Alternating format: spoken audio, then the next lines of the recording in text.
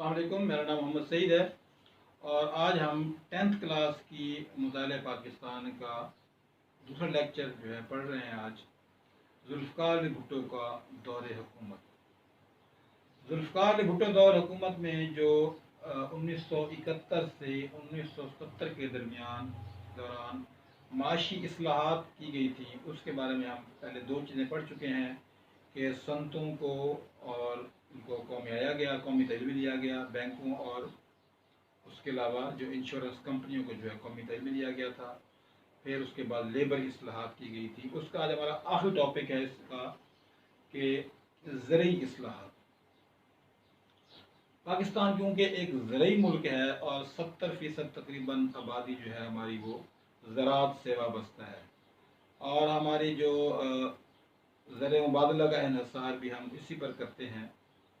तो ज़रई हवाले से जो है उसमें काफ़ी इस्लाहात की ज़रूरत थी। पाकिस्तान बनने के बाद जो है बहुत से लोग जो यहाँ से छोड़ कर चले गए थे हिंदुस्तान, और हिंदुस्तान से जो मुसलमान यहाँ आए थे तो उनकी मलकियत के हवाले से जो है एक इस्लाहात जो है ये पेश की। इससे पहले कि सदर अयूब खान के दौर में ज़रई इस्लाहात दी गई थी, तो लेकिन उसके बाद जुल्फ़िकार अली भुट्टो ने भी जो है ज़रई इस्लाहात का ऐलान किया।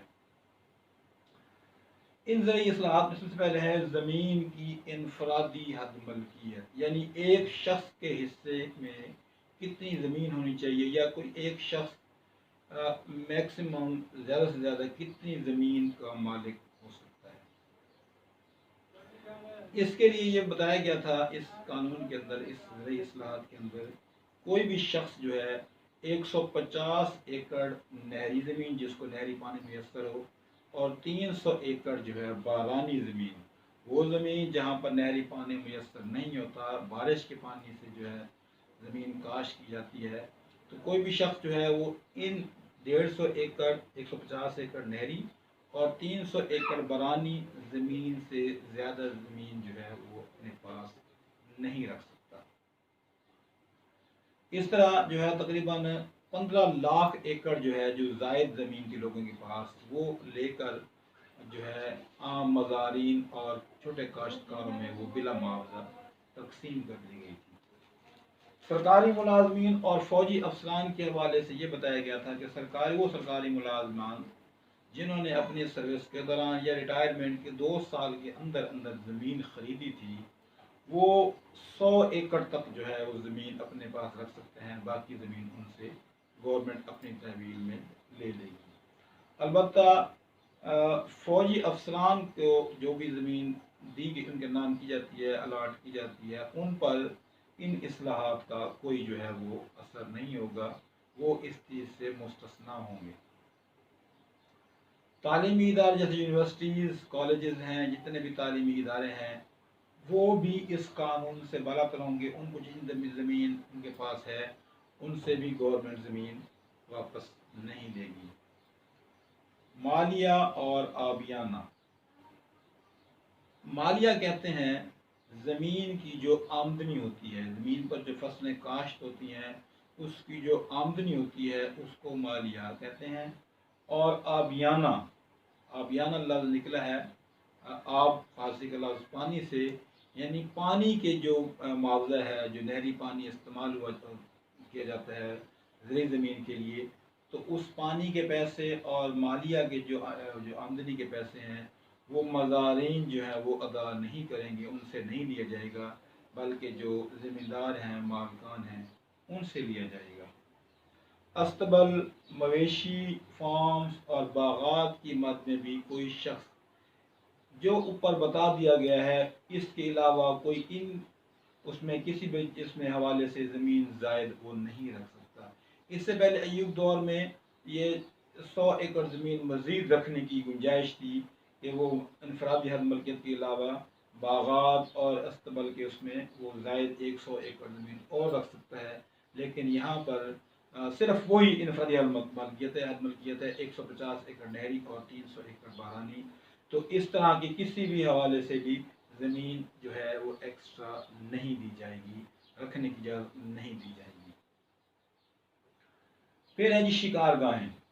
तमाम शिकार गाहें बहक के सरकार जब्त कर ली जाएंगी, गवर्नमेंट अपनी तहवील में ले लेगी। लेकिन जो तारीखी नौइयत की शिकार गाहें हैं वो इस चीज़ से मुस्तस्ना होंगी, गवर्नमेंट उनको जो है बाकायदा आवाम के लिए, लोगों के लिए उसमें उसको कायम रखेंगी। मज़ारीन की बेदखली, मज़ारीन को किसी भी सूरत जो है ज़मीन से बेदखल नहीं किया जाएगा। मज़ारीन कहते हैं वो लोग जिनकी अपनी ज़मीन तो नहीं होती, वो किसी ज़िम्मेदार की ज़मीन पर काम करते हैं और उनको उनका जो है उसका उसमें से हिस्सा मिलता है काश्त का, तो उनको मज़ारीन कहते हैं। तो मज़ारीन की बेदखली के हवाले से उनको तहफ़्फ़ुज़ दिया गया। अलबत्ता सिर्फ उन मज़ारीन को बेदखल किया जा सकता है जो बटाई या जो है फसल का जो हिस्सा अगर नहीं देंगे तो उनको बेदखल किया जा सकता है। इसके बाद है इज्तमाल अराज़ी। इज्तमाल अराज़ी से मुराद ये होता है कि वो ज़मीन जो मुख्तलिफ़ जगहों पर गवर्नमेंट ने वागुजार करवाई, अपने उसमें ली और वो छोटे छोटे टुकड़ों में थी, कहीं पर 1 एकड़ 2 एकड़ 10 एकड़ 50 एकड़, तो इन तमाम ज़मीन को रिकॉर्ड के अंदर यकजा किया जाएगा, खातों के अंदर रजिस्टर्ड के अंदर यकजा किया जाएगा और हिसाब लगाया जाए कि ये कितनी ज़मीन है, और फिर उसका बाद में जो है उसको इस्तेमाल में लाया जाएगा ताकि हुकूमती रिकॉर्ड में वो मौजूद हो कि ये इतनी ज़मीन हुकूमत की है और फ़लाँ फ़लाँ जगह पर मौजूद है। तो इज्तमाल अराज़ी के ज़रिए जो है स्कीम मुतारिफ़ करवाई गई और छोटे छोटे टुकड़ों में जहाँ जहाँ ज़मीन थी उसको रिकॉर्ड में यकजा किया गया और बाद में उसको फिर काश्तकारों में, गरीबों में जो है वो तकसीम कर दिया गया। उसके बाद है मशीनी काश्त के लिए रकूम। एक तो पाकिस्तान जब बना है उसके बाद इस दौर जब हम बात कर रहे हैं 1971 से 70 के दरमियान, तो पाकिस्तान में मशीनी काश्त ज़्यादा नहीं थी। लोग जो है वही पुराने रवायती तरीक़ों से अपनी फसलें काश्त करते थे। तो उनको जो है उनकी इस मामले में उनकी रहनुमाई की जाएगी, उनको मदद दी जाएगी और उन्हें इमदादी रकूम दी जाएंगी ताकि वो मशीनी काश्त का जो है वो इस्तेमाल करें और ज़्यादा से ज़्यादा पैदावार हासिल कर सकें। उसके बाद जी ट्रैक्टर्स और दीगर जो है आलात के लिए किसानों को आसान शराइत पर जो है वो गवर्नमेंट हुकूमत कर्ज़े फराहम करेगी ताकि वो ज़मीन जो काबिल काश्त है लेकिन काश्त में सिर्फ इसलिए नहीं जा सकती क्योंकि किसानों के पास वसाइल नहीं है, तो उनको कर्ज़े दिए जाएंगे ताकि वो ज़मीन जो कि काबिल काश्त होने के बावजूद जो है वो काश्त नहीं हो रही उसको भी ज़ेर काश्त लाया जा सके। ये हमारा जुल्फ़िकार अली भुट्टो के दौर हुकूमत का जो माशी इस्लाहात के दौरान जो उनके अहम पहलू थे इस पर हमने बात की। अब अगले लेक्चर में हम देखेंगे कि जो जुल्फ़िकार अली भुट्टो की पॉलिसियाँ थी, इन पॉलिसीज़ के ज़रिए जो है उसके क्या पाकिस्तान के अवाम पर उसके मस्बत और क्या मनफी असरात जो है उस पर मुरतब हुए। तो जिन्होंने अभी ये मेरा जो लेक्चर अभी सुन रहे हैं वो पिछला लेक्चर भी सुन सकते हैं मेरा, और चैनल को सब्सक्राइब लाजमी करना है जिन्होंने सब्सक्राइब नहीं किया, और उसको अपने दोस्तों से भी शेयर करें ताकि उन तक ये बात पहुंच सके, ये लेक्चर पहुंच सके।